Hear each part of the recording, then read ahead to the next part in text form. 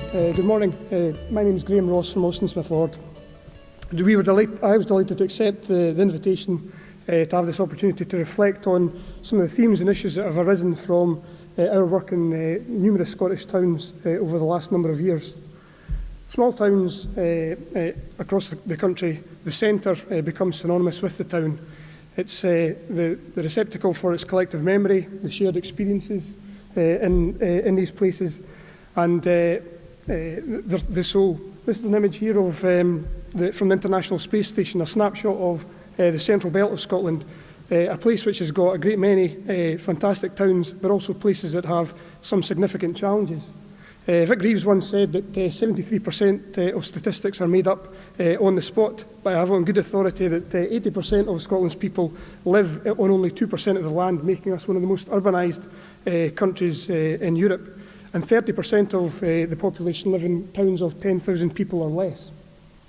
So clearly the debate that we're having today in terms of the role of towns and small towns in particular is absolutely fundamental to the overall situation across the country.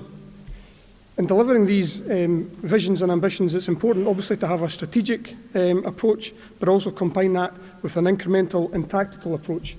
And that's something that's been fundamental in the approach that we've taken in our work in urban design, landscape and architecture.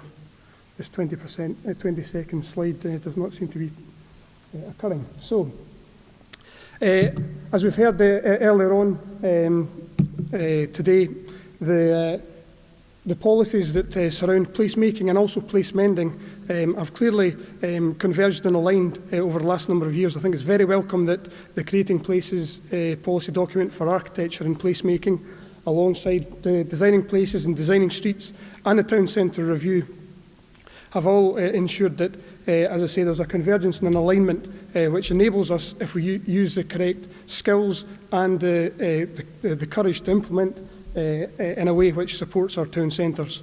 Combining physical place shaping with socio and economic initiatives is absolutely fundamental to achieving outcomes, and that's certainly something that informs our approach.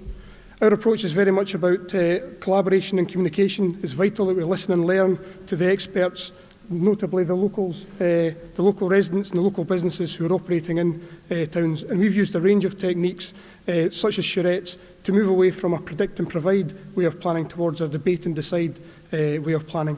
Responsive design is fundamental as well, and there are some timeless lessons and principles that you can apply to good place making and good place shaping, and move to a position where your environments are not determining behaviour, but they're certainly making it a more probabilistic way of working in terms of encouraging positive activity and behaviour within our town centres. Town centre living, as we've heard earlier on, is absolutely fundamental, and a number of our projects have involved small incremental infill development in key locations in town centres. Myself and Doug Wheeler and others undertook some research for the Scottish Government some years ago into the barriers of delivering mixed use. And there was a number of barriers to delivery, including and oftentimes conflicts between different aspects of policy or different aspects of funding and deal making. And it's absolutely essential that we integrate policy so that it reduces those conflicts.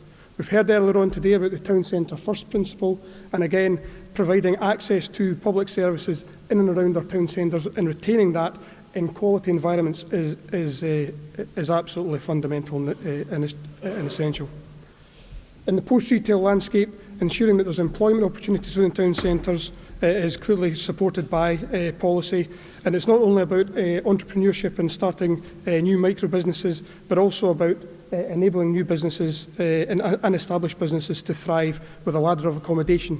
Access to and into our town centres is clearly key. Connecting town centres within their city regions is vital, and even more so towns that are with city region catchments, ensuring that they have connectivity to the rural hinterland is another critical aspect. It's a privilege to be here today in Paisley Town Hall. We were fortunate enough to be involved in the conservation work of the external envelope and the renewal of the foyer and entrance steps, and I'm delighted to be joined by David Miller, our Head of Conservation. And a great many of our towns in Scotland have a wonderful legacy and are blessed with significant built heritage, such as we've been hearing in Paisley.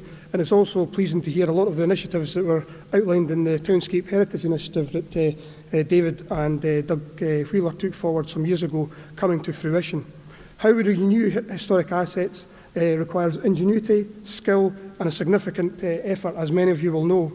And dovetailing that rich built environment and built heritage with the social history of our towns and places is something that we revel in.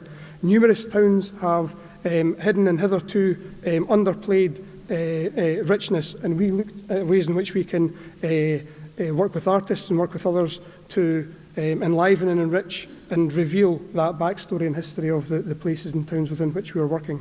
And you may recognise some of the slides from Stuart's previous presentation. Scotland also has a proud tradition of planning and planned towns, and we've currently got the privilege of working within Helensburgh for Argyll and Bute Council, looking at principal public realm works within the town centre.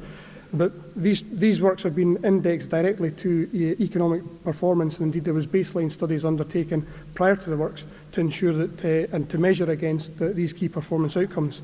And in consultation, one of the key issues that came up was the need for and the lack of a town museum. Now that wasn't within the gift of the project, but what evolved from that was a proposition of actually creating an outdoor museum within Cahoon Square, the main space, which has then become the receptacle of a range of artefacts which have been brought together by Peter McCaughey and his team at Wave, and are then transforming these bollards into plinths.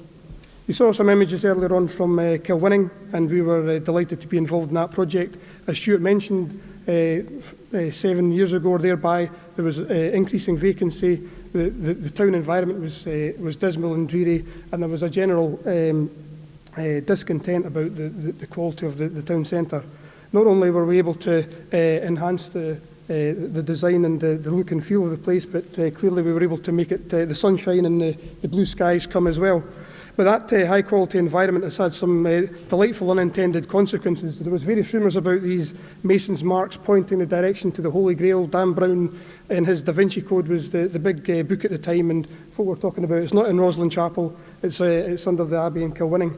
And more recently, you might have caught this advert which went viral on the internet and on social media, where a local travel agent has actually felt proud enough of their renewed town centre and the setting of the town centre to actually have this spoof advert, which, as I say, became a worldwide sensation on social media.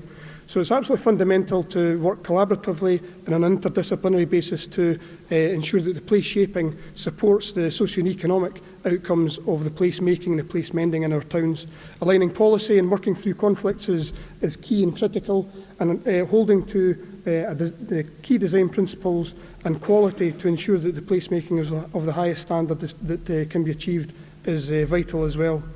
So we should be celebrating the best in placemaking and place mending in our towns in Scotland, and I very much look forward to hearing some more of your own stories in the course of the day. And after the session, you're more than welcome to join David, Stuart and myself to talk through this further. Thank you.